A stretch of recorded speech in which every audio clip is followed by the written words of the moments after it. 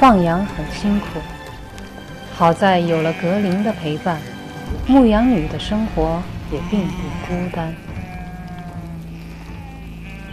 可是这天早上，格林却一反常态。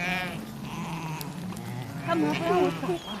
哎，听话，乖嘛。裤子给我扯破了，还听话嘛？你怎么了你？怎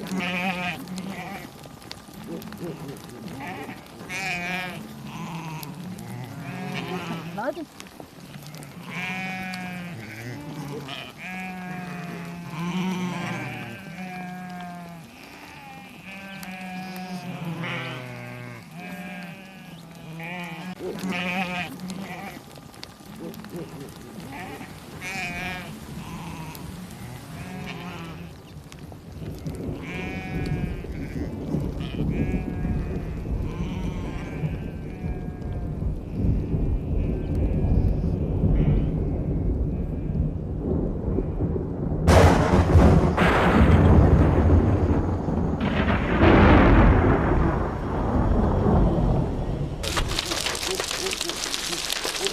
怎么会突然下雹子啊？哎呦，好大的雪珠子！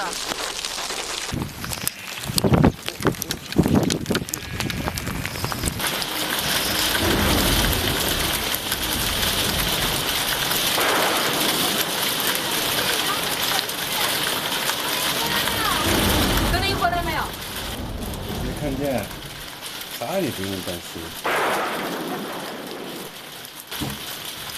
没回去，还有几只羊，我看人在山那边。身上湿透了，赶紧擦擦吧，我给你煮面。高压锅煮面。要煮多久？不知道，没煮过。这才下午3点过，我下来的时候我已经什么都看不见了。就最后的时候，我瞟见有几个白点在山那头，应该是羊。格林看得见。格林本来就是夜行动物。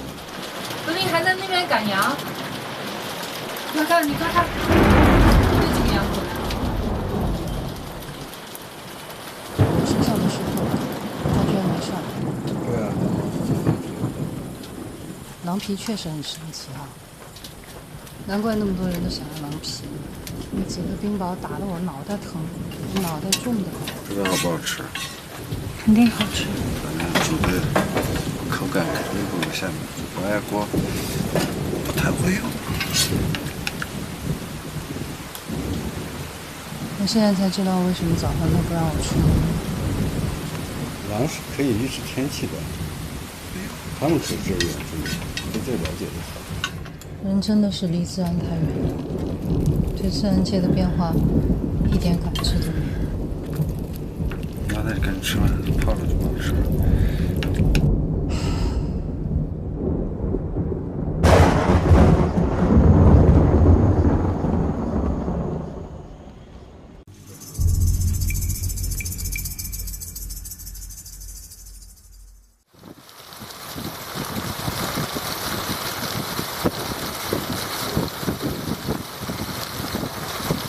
在扎西牧场放羊途中，一场突然袭来的冰雹让唯一患上感冒，他不得不带着格林重新返回獒场养病。自从唯一生病以后，格林就一直守在唯一窗前，哪怕刮风下雨也不离开。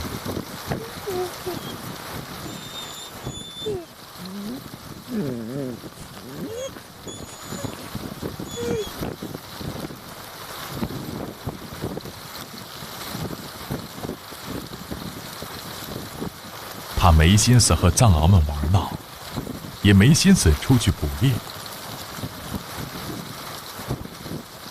他似乎在担心，一转身就再也见不到唯一了。我舍不得离开格林，回城看病，一直以为自己能扛过去。然而，几场霜冻之后，气温骤降，唯一的病情越拖越严重，恶化成了高原致死性的疾病——肺水肿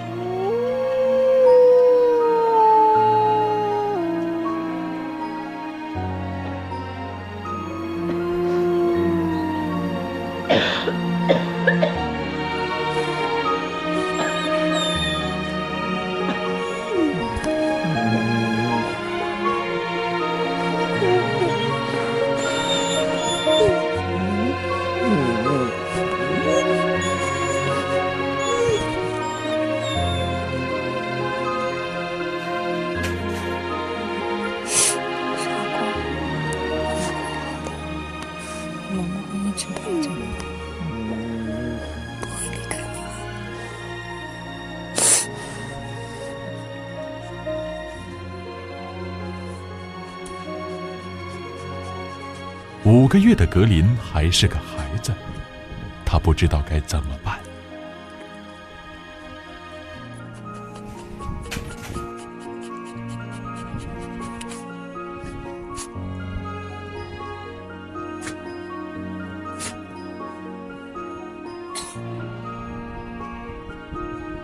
在狼的概念中，能吃就能活。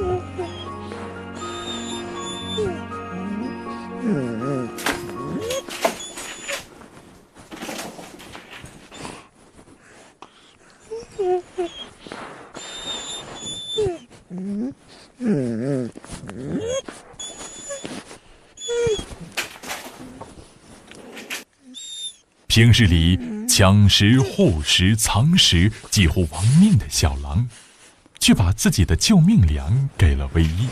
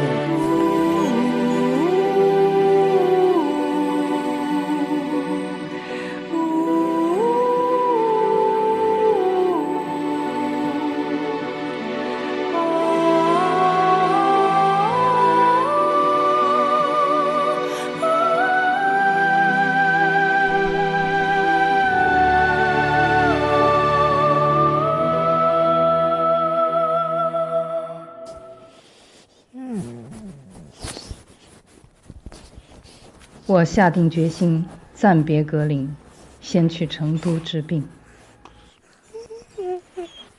在小格林模糊的记忆中，收拾行李意味着分离和远行。走字，他是听得懂的；等，他也是明白的。可是这一走，要等多久呢？走吧，我跟嘉欣已经说好了，他帮我们先照顾着，快点啊！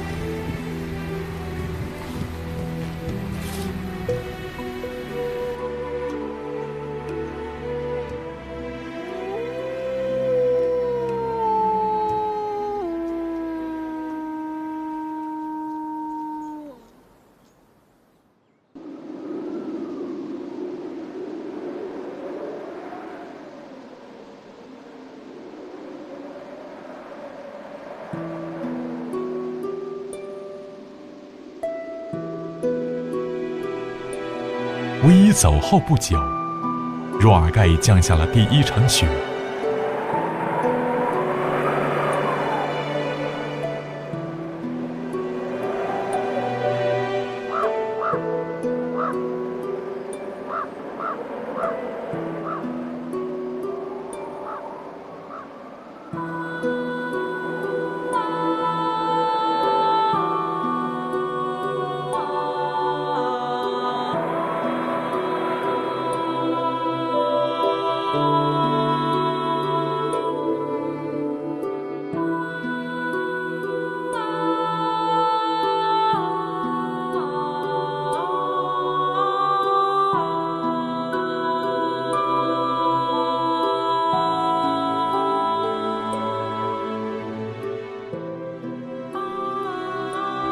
牧民朋友告诉我，他每天都会到山坡上望着公路尽头我最后离开的方向。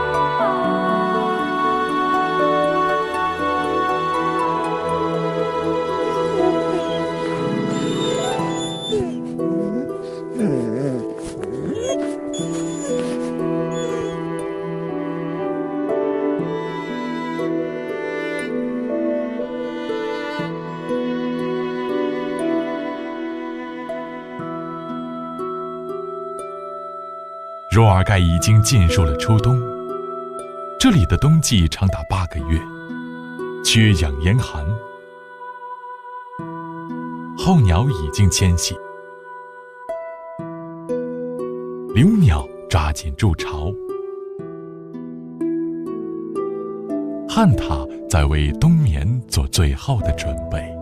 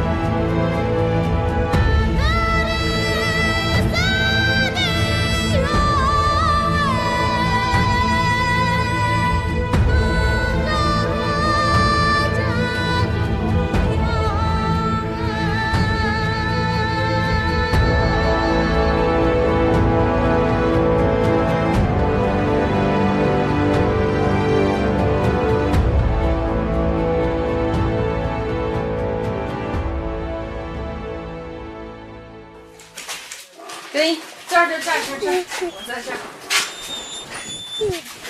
长得真漂亮。哎呀，其实也得很长大。哎呀，其实也呀，好久没看到了。他以为我死了。让我看看你牙齿好了。他换了牙了，他换的牙在哪儿？看见没？从小就抢镜头。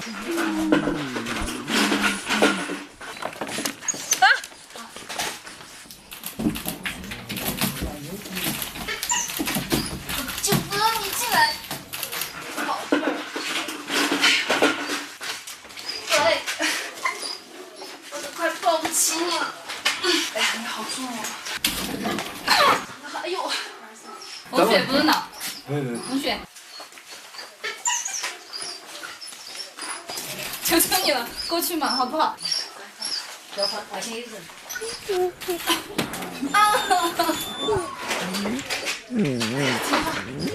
放开，我马上进来。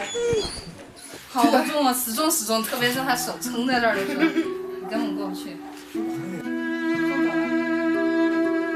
他以为我死了，这么长时间了，他不知道我去了哪儿，没有人能告诉他我去了哪儿，他一定是承受了太多的分离了，害怕再失去，也没有人会告诉他，他的那些藏獒兄弟都去了哪儿。6个，是不是有3个都送走了？最长毛的那个小皇帝那些都不在。卖了，只剩他们3个了。他叫小不点儿，他叫风雪，都散了。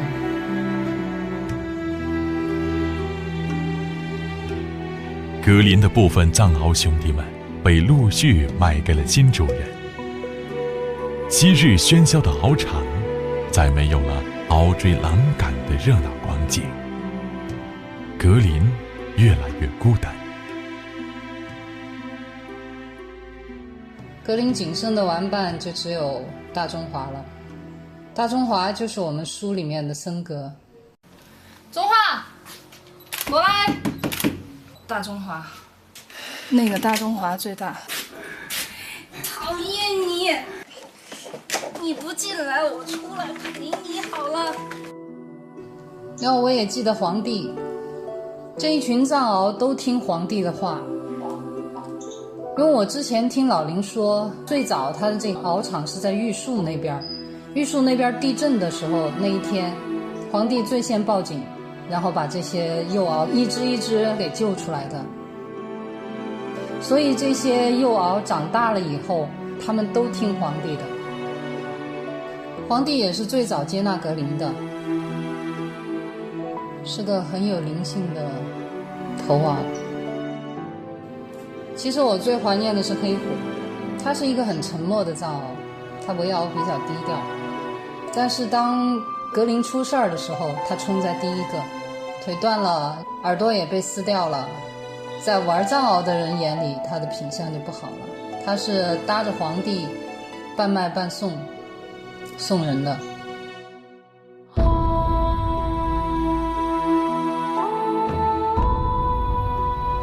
至于去了哪儿，听说是北京或者是新疆什么地方。格林懂他的情，但是现在他们都散了，獒场里面再也没有往日那种你追我赶，格林一个人在前面跑，后面跟着一群狗仔队的热闹情景，再也没有，都散了。风雪和小不点两只母獒都怀孕了，关进了产房待产。我很难受的就是最后的时候都没能知道他们最终去哪儿了，抱一抱他们都不在了。谁能想到一个普普通通的分别就永世不再相见。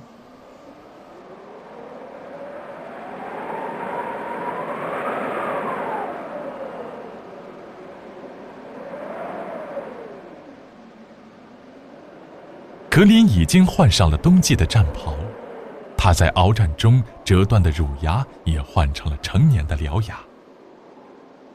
他该重温他的捕猎记忆了。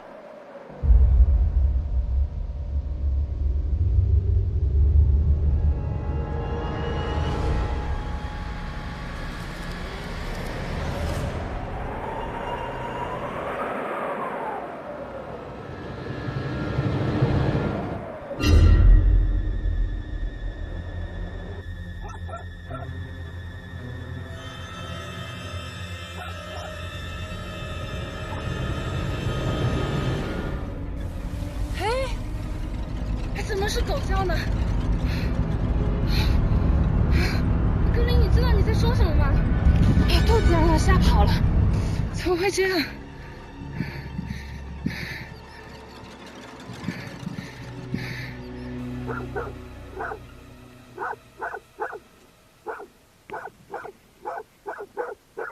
格林，过来。你们不在的时候，你们跟你就是经常勾在一起。格林，过来。听见吗？还不回来了？他有伴儿了，也是个好事儿。跟狗学恐怕不是什么好事儿。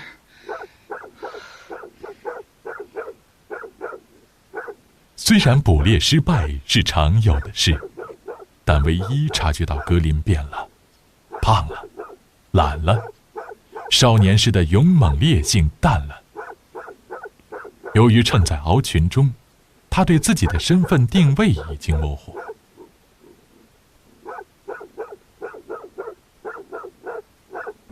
他像丢掉了记忆的孩子，带着狼的本质却想融入狗的世界。环境造就人，环境也造就狼。肉足饭饱的生活让一匹狼家畜化了，唯一恨在不成狼。对狼而言，狩猎是它生存的根本，绝非游戏。最要命的是，格林总想亲近陌生人。格林，过来！这一天，我陪格林外出捕猎，格林，过来！遇见了2个牧民。过来，过来，过来！不去！格林不过去！格林不去！牧民一看有狼跑来，就掏出了狗棒。狗棒是草原上的杀伤性武器。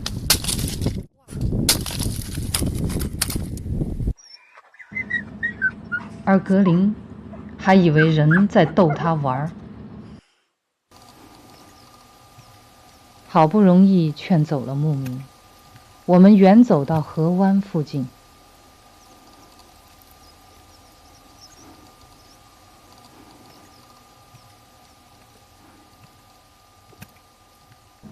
看见有人在凿冰取水，格林也渴了。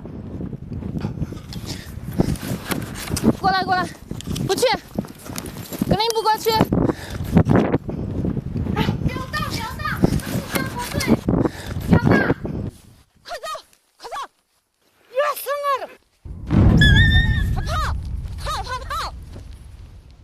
跑跑跑！跑！格林过来，快跑！我怕的就是这个。狗不怕人没事儿，狼不怕人死定了。他根本就不知道自己是狼还是狗。在人类中长大的格林，已经把人当成了可亲近的同伴，对人类没有丝毫戒心。然而，人类却是对狼有着莫名的恐惧和憎恨。很少有人会觊觎野外的狗。但格林有狼牙、狼肉、狼臂石、狼皮，如果不懂得保护自己，很容易被诱杀。只有重返狼群，才能保证它的生存。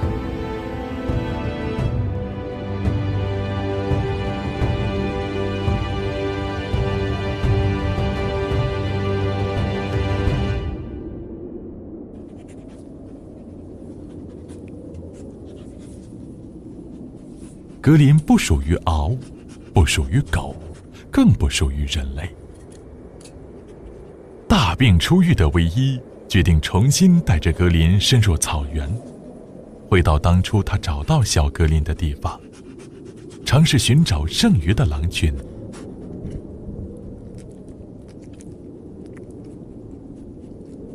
临行前，唯一特意领着格林与他的剩余的藏獒兄弟告别。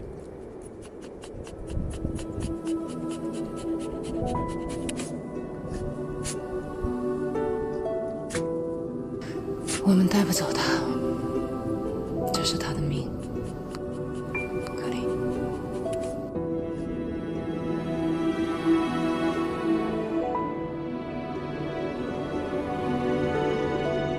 狼也许会回归荒野，生死难料；人或许会回到城市，坠入坟瓦。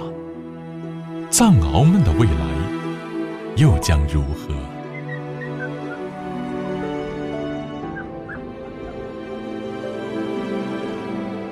人、狼、獒，今天能够同鼻相抵，明天离别将不会再见。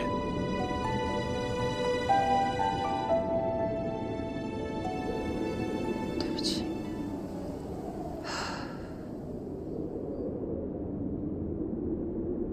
狼和藏獒本来是草原文化中最经典的部分。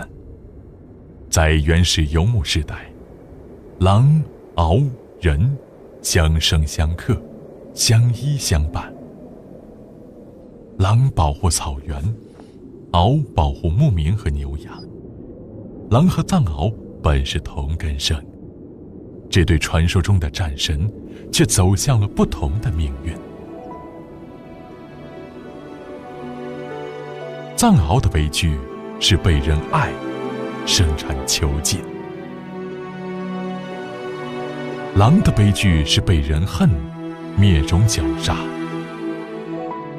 人类的恨和爱，都将演化成了一场灾难。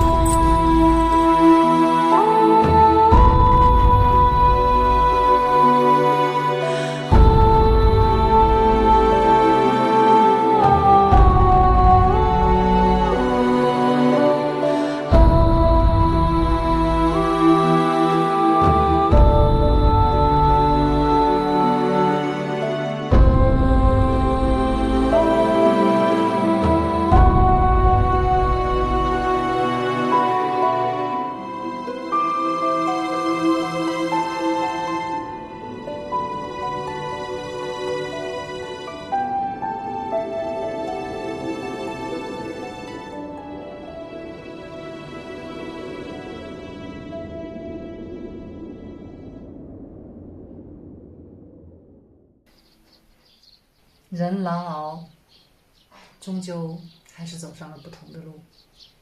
当我回到獒场的时候，我知道黄帝、黑虎，他们都不在了。对格林来说，居然能够别后重逢，可是对于黄帝、黑虎，一个普普通通的分别，我们就永世不再相见了。我连抱一抱他们都不可能了。然后剩下的只有这3只藏獒，就是一个小不点和风雪。小不点、风雪呢，她们怀孕了，那就关进了产房，因为害怕她们活动多了，然后流产之类的，就把她们关进了产房。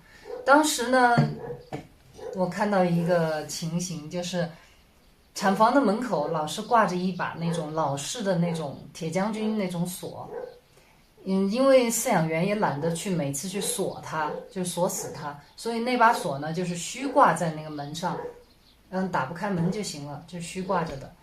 但是这个格林呢，他每次他趁着人没发现的时候，趁着人不注意的时候，他就一个一个的去开这个锁。他先用自己的嘴巴把那个锁体的下方给掰转，然后呢再用鼻子去顶那个锁，那个锁就掉下来了。然后他就可以把风雪、小不点放出来，他们还能在一块玩。就我看到这个的时候，我是又好气又好笑又心酸，因为他太缺少同伴了。他也经常想把森格，就是我们的大中华，他经常想把他从铁链子下面解下来，他经常去帮他咬那个铁链子，但是没有用。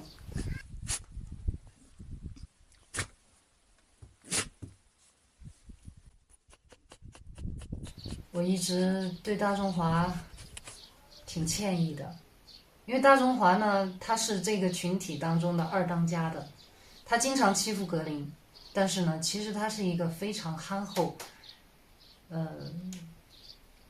调皮，就是一个憨大个儿吧。他也很淘气，其实骨子里面像一个小孩一样的性格。我记得有一次，我喂这个中华，我当时手里面拿着一个大白兔，然后我想要喂这个中华给他吃，然后我剥掉上面的糖衣，喂给中华的时候，这个中华因为从来他就没见过奶糖，然后不知道这个大白兔奶糖到底是什么，他就嗅，闻到一股奶香，然后他觉得应该是好吃的东西，他也张开了嘴巴等着我把这个糖放进去。然后就在这个时候，格林从旁边穿过来，一口就把这个糖给咬走了，那是我最后一颗糖。然后这下我也没办法，我跟那个中华一摊手，没了。然后中华最后把我手里的那个那个是糯米纸吧，还有糖衣给舔了一舔，舔了一点上面的那个糖的碎渣，发现真的很好吃。于是他这一下更恨格林了，追着追着的咬。但是我那个时候就一直觉得啊，中华我真的我欠你一颗糖，我欠你一个大白兔。直到分开的时候，我都没能给他。从此以后，我们也再没见过了。在书里面，我把这个大白兔写的是巧克力，因为当时考虑到，如果我写大白兔的话，可能好多人会以为它是兔子。为了不多做解释，所以我就写的是巧克力。但是呢，很多很爱狗的人就一下子就非常的担心了。他说啊，狗狗是不能吃巧克力的。然后我当时看到这些留言的时候，我挺感动的。尽管事情已经过去了，他们都还会很关心狗狗不能吃巧克力哦，证明现在爱动物的人、关心动物的人真的是越来越多了。刚刚到草原的时候，我看见格林捕猎，我觉得他很笨，但格林可能那个时候他也觉得我笨笨的。为什么呢？有一天，我当时在那个小屋子里面用长焦拍格林在河湾边上拿那个纱窗网鱼的那个情景的时候，就是有一些这种高的植物老是挡住镜头，它镜头就是花的嘛，我拍不清楚。然后当时我就说的，我要把那几株高的植物给干掉。后来我就拿着一把老菜刀就出来就砍那些植物，结果最后不知道怎么一砍一挥刀把自己的腿给砍了。所以后来我放羊的时候，我的腿都是瘸的。有些人挺不理解的，哎，怎么你走路好像有点跛呢？放羊的时候就是这个原因。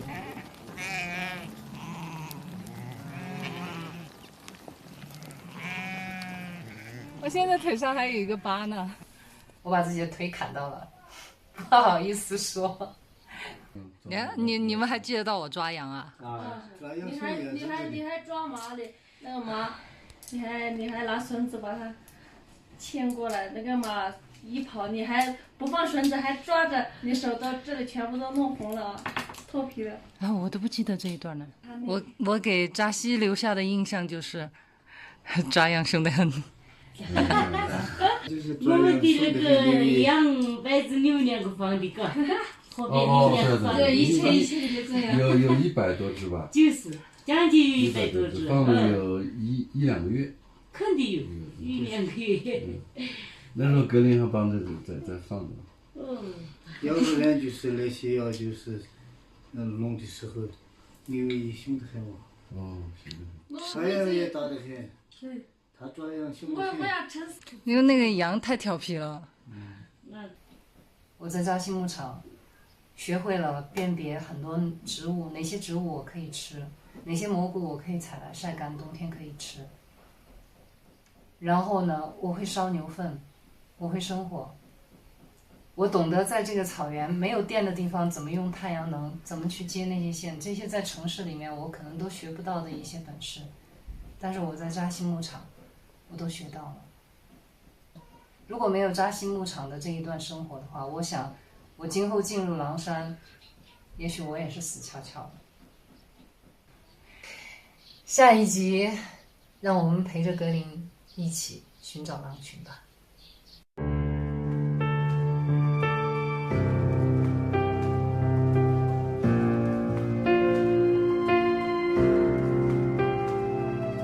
有人终将离开，雪花终将覆盖，遇见的那刻也是分离的开始，日暮会迎来散场，昙花会终将绽放，盛开那刻是消失的开始，遗憾堆积成莫忘。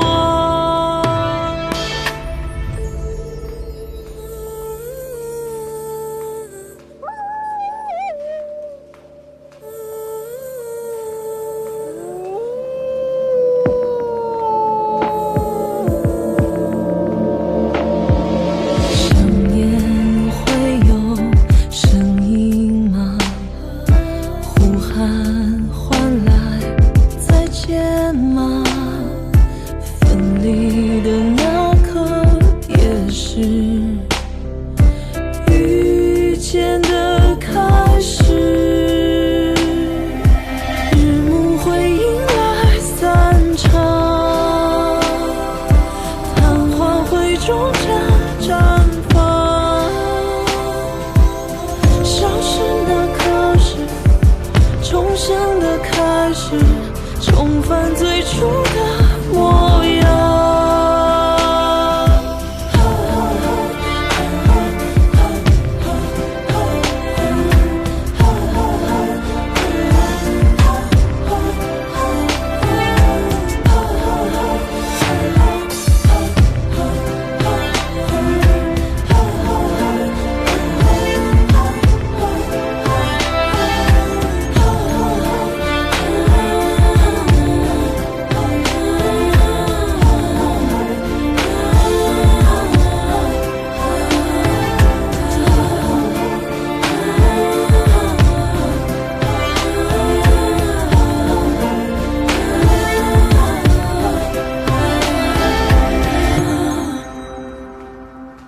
有人种下